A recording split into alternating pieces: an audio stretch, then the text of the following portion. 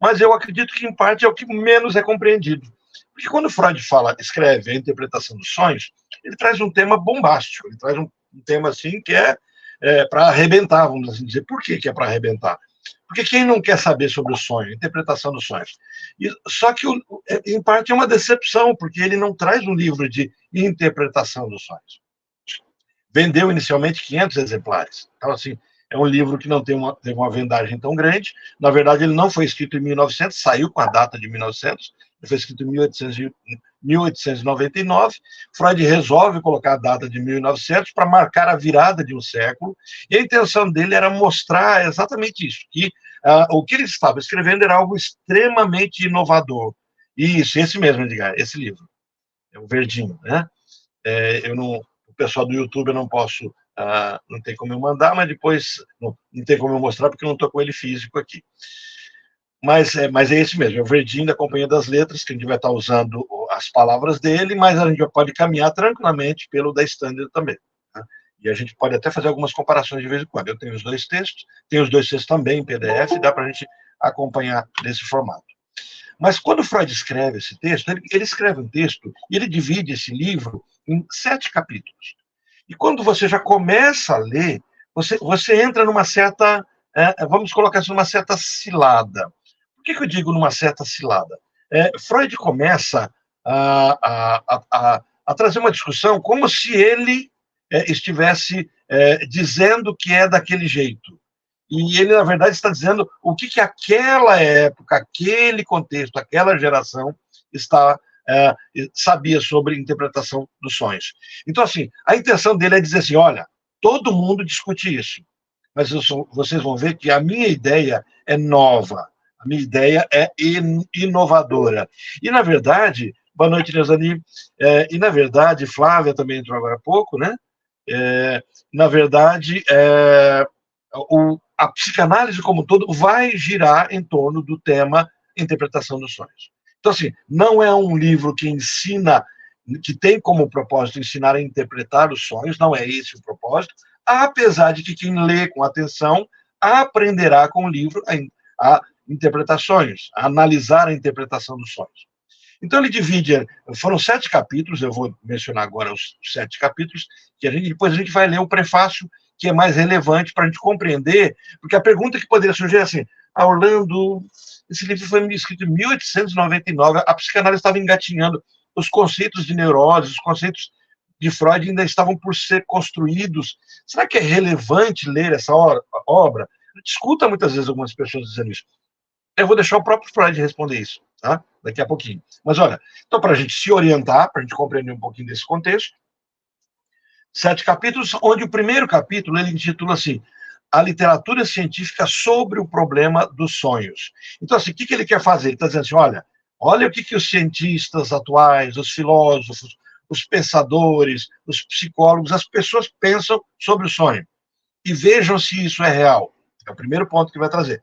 Depois ele vai falar sobre o método de interpretação dos sonhos, quer dizer, como é que eu interpreto os sonhos, o que é isso, e aí vai trazer discussão assim, interpretação, análise, o que é todo esse conceito. Então ele começa a trazer essa discussão, né? Tá com a gente então no YouTube, Ana Beatriz. O segundo capítulo, então, ele fala um pouco desse método de interpretação, e aí começa uma nova confusão que ele vai nos conduzir a perceber que o que é isso? Interpretações. Nós somos, como psicanalistas, decifradores de sonho. Quando a pessoa nos traz um sonho, nós interpretamos esse sonho. Isso é uma discussão futura que a gente vai ter. No terceiro capítulo, ele traz o mantra, né, a bela definição de que o sonho é a realização de um desejo, e isso é muito relevante, a gente ter essa conceituação de que o sonho é a realização de um desejo, porque a partir desse ponto ele vai problematizar. O Freud é muito bom nisso, de trazer problemas, problematizar. Então, ele verbaliza como se fosse um terceiro, questionando a si mesmo na sua própria teoria. Ele vai dizer assim, mas se o sonho é uma realização do desejo, o que dizer daqueles sonhos que são desprazerosos? Mas também é assunto que depois vai ser visto. No quarto capítulo, ele vai falar de uma coisa interessante, que é a linguagem do sonho.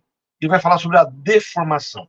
Como é que acontece esse processo de deformação do sonho? Os sonhos são deformados, são alterados, distorcidos, não referem-se a um certo tempo, então ele vai trazer uma discussão no 4º capítulo sobre isso. No 5º capítulo, ele vai trabalhar sobre o material e as fontes do sonho, quer dizer, tudo que eu sonho vem de onde? Vem a partir de onde? Tudo que eu sonho, qual é o material que compõe isso, o meu sonho? É do dia anterior, né? Quem está acompanhando os nossos 3 encontros anteriores, muito do que eu estou falando aqui, a resposta bem atual de Freud, atual, 1938, né? Bem atual de Freud, já está sendo dada, já foi dada para esses pontos que eu estou colocando aqui. Mas aí seria interessante, quem não assistiu essas 3 aulas anteriores, vale a pena assistir, porque vai compreender, porque esse texto de 1899, ele vai trazer toda uma discussão que esses textos de 1938, em parte, já responderam de uma forma mais simplificada. Tá? Mas vocês vão perceber que não há incoerências. No capítulo 6, vai falar sobre o trabalho do sonho. Como é que se elabora o sonho? Quem constrói o sonho? Né? Se é o ego, como é que ele constrói? A partir de que material? O que ele pretende com isso? O que é esse trabalho? Como é que se constrói a distorção? Qual é a linguagem que compõe o sonho? Isso é muito relevante, porque naquela época, por exemplo, Jung vai postular, Freud e Jung vão encontrar em 1906, mas Jung vai postular que os sonhos, na verdade, são uma outra linguagem, são simbólicos, mas uma linguagem da humanidade. Então é possível compreendermos os sonhos, Jung, né, por meio do simbolismo universal. Então, os junguianos trabalham um processo quase que de decifração do sonho. O junguiano assistindo essa aula vai ficar bravo comigo, que não é tão simplório assim. Eu concordo, não é tão simplório assim. Estou simplificando apenas para trazer um contraponto. Né? O junguiano vai trabalhar o sonho como interpretado a partir dessa linguagem mitológica dos contos de fada. Freud também vai usar isso, mas com outro caminho. Mas no capítulo 6, o objetivo é esse. No capítulo 7, ele vai falar sobre a psicologia dos processos oníricos, desse processo do ato de sonhar. E aí ele fecha nesse capítulo. Então, no capítulo 2, ele vai trazer uma análise de uma amostra de sonho. Ele vai pegar um sonho dele mesmo e vai interpretar. E vai ensinar como interpretar o sonho a partir dali. E aí ele vai também falar na questão do material e as fontes do sonho, ele vai falar dos simbolismos. Quem está com a versão Companhia das Letras vai perceber que no finalzinho dela, desse volume, tem um índice dos símbolos. Então vai estar lá assim, por exemplo, vai estar lá índice dos sonhos, termos para busca. Então, quais sonhos que Freud analisa nesse livro? Índice de símbolos. Então, você pode ir lá procurar água, piscina, dente, casa. Ele vai trazer um pouquinho de locais onde Freud abordou esse tema. Então, vai ter isso. Quem tem a versão standard, isso aí acaba ficando lá no finalzinho, no volume 24, que não tem PDF, daí tem o material físico da standard. Então, quando Freud traz essa discussão desse livro, que é um marco para a psicanálise, a gente vai entender por que é um marco, quer dizer, é porque aqui ele tem que fundamentar, ele faz uma busca da existência do inconsciente, muito diferente daquela época que buscava o sonho como advindo de Deus ou advindo dos demônios. A gente vai ver daqui a pouquinho esse ponto, né? Depois a medicina, não compreendendo nem a existência nem de Deus nem dos demônios, começa a discutir de onde viriam essas imagens distorcidas, qual o objetivo disso. Pegando agora o próprio texto do Freud, agora pegando uma discussão ainda sobre o avanço dos textos do Freud, a primeira edição foi feita, então, em 1899. Está com a data de 1900, mas ela não é de 1900, tá? Foi uma marca de mudança de século, uma comemoração, uma edição de comemoração. Então, essa primeira edição, ela estabelece as bases teóricas da teoria freudiana sobre os sonhos. Ele vai introduzir alguns conceitos, como, por exemplo, o conteúdo manifesto e conteúdo latente. Quando eu sonho, existe um conteúdo manifesto, mas ao analisar o sonho, eu percebo um conteúdo latente, um conteúdo que eu posso acessar apenas por meio de uma análise. Isso termos que ele vai cunhando nessa primeira edição. Depois ele vai falar sobre os mecanismos de defesa do sonho. Quer dizer, para que eu dê conta de sonhar o conteúdo que precisa ser sonhado, já que o sonho realiza um desejo, tem que haver uma forma defensiva. Ele vai dizer assim, como é que acontece isso? E, por último, ele vai falar sobre a importância da sexualidade na interpretação dos sonhos.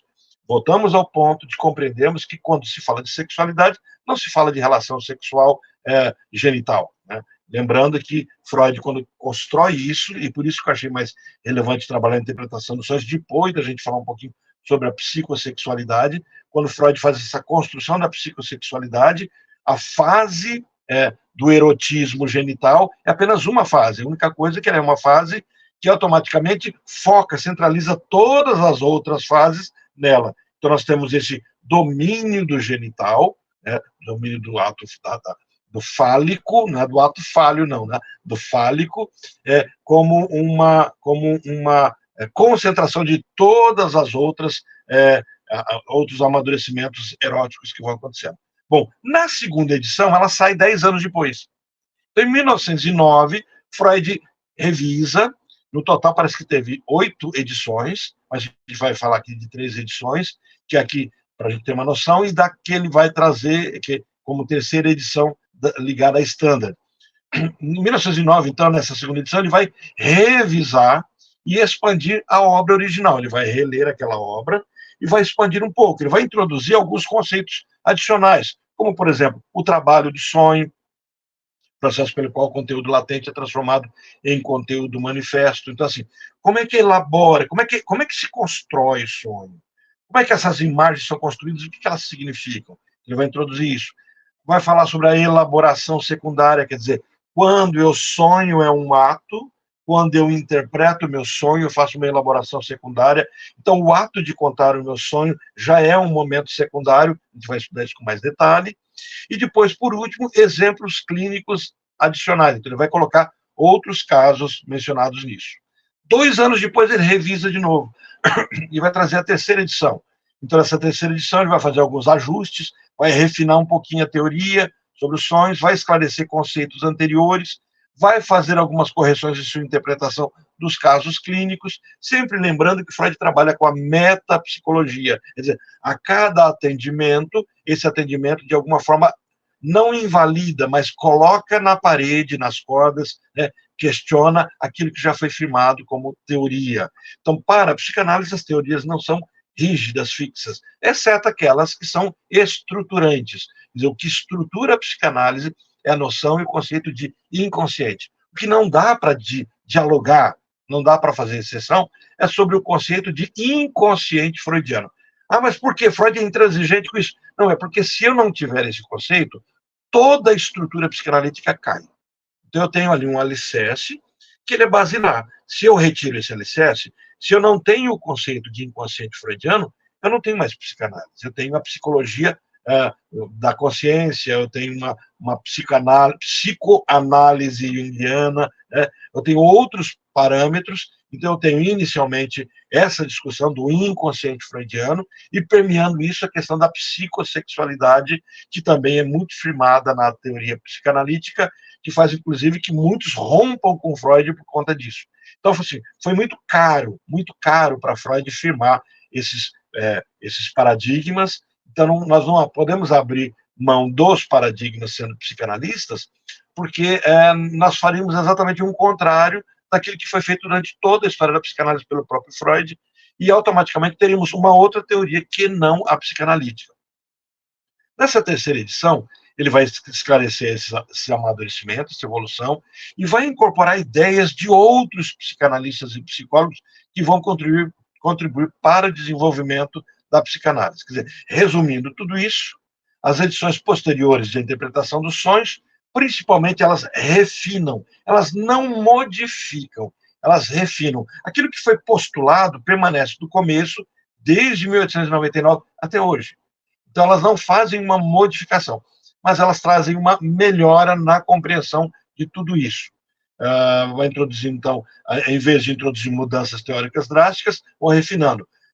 Aprimora a teoria, fornece exemplos clínicos adicionais, incorpora insights e observações posteriores de Freud e de outros psicanalistas. Então, a obra original, quando a gente olha para a obra de 1899, e a obra que nós temos não é a de 1899, apesar dela ter sido escrita em 1899, nós temos a obra revisada pelo próprio Freud.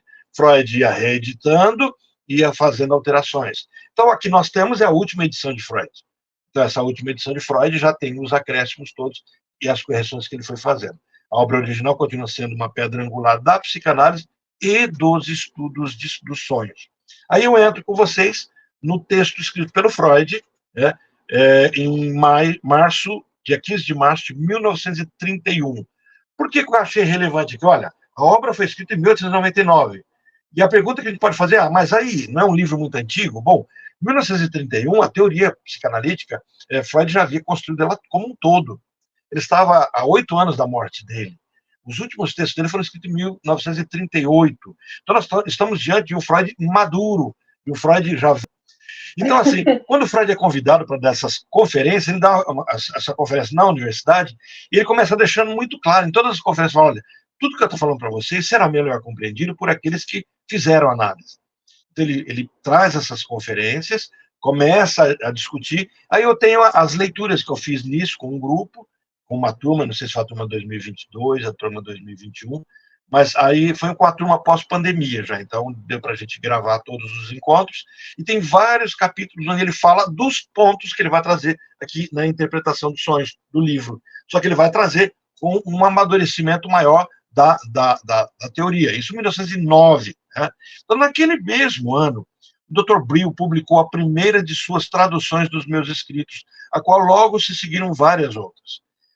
Se hoje a psicanálise exerce um papel na vida intelectual norte-americana, ou se ela o fará no futuro, grande parte desse resultado terá de ser atribuída a essa e outras atividades do Dr. Brill. Sua primeira tradução da interpretação dos sonhos foi publicada em 1913.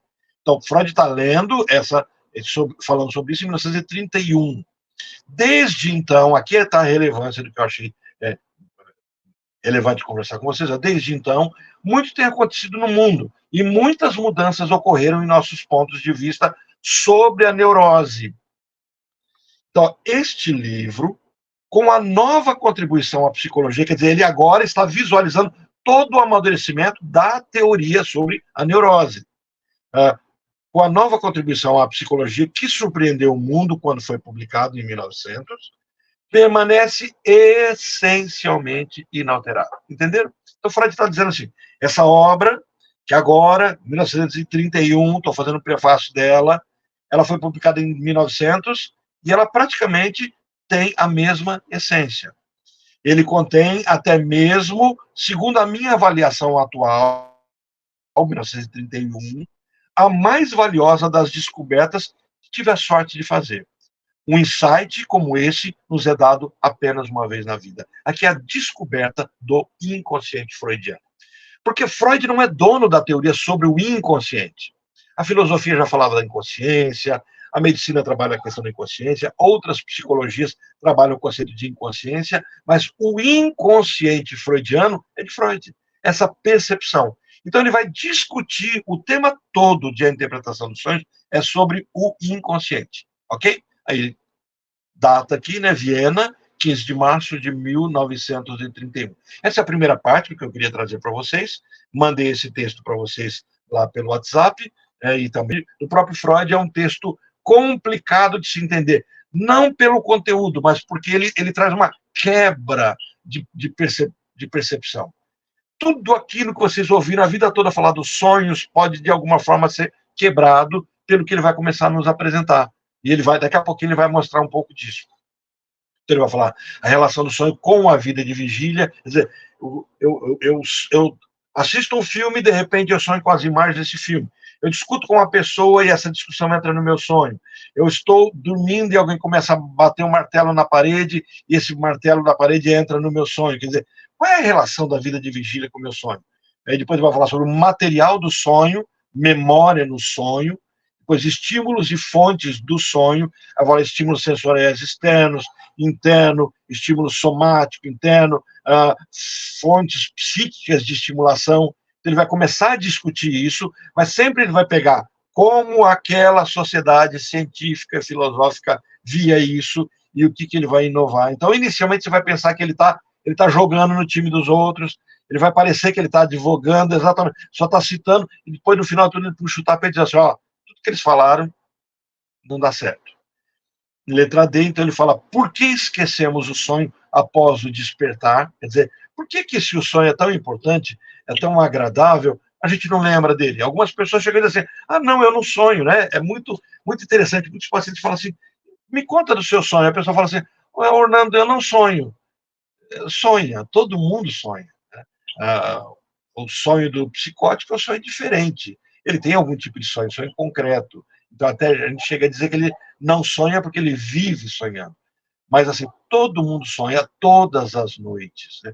Quem toma hoje alguns remédios, né, que trabalham com essa questão hipnótica, né, quem toma um Rivotril, há uma quantidade de sonho excessivo, até em excesso. Alguns relatam que não conseguem ter um sono tão relaxante porque sonhou muito, mas não conseguem lembrar dos seus sonhos.